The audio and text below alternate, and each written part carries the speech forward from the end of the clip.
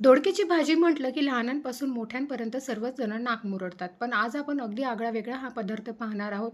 त्यासाठी 2 दोडकी घेतलेली आहेत. दोडकी स्वच्छ धुवून वरच्या शिरा काढून घेतलेल्या आहेत आणि अशा पद्धतीने किसणीने आपल्याला हे दोडकं किसून घ्यायचं आहे.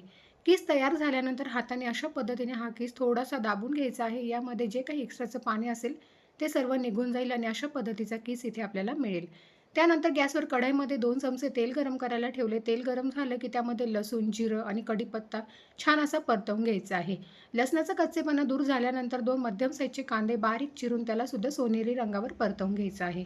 1.5 चमचा लाल तिखट, पाव चमचा हळद घालून एकदा मिक्स करून घेऊ.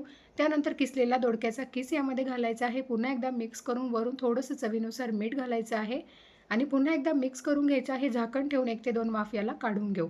मस्त चटपटीत आणि टेस्टी असा दोडक्याचा किस इथे आपला बनवून तयार झालेला आहे. डिटेल रेसिपी चॅनलवर अपलोड केलेली आहे. नक्की जाऊन बघा आणि चॅनलला सबस्क्राईब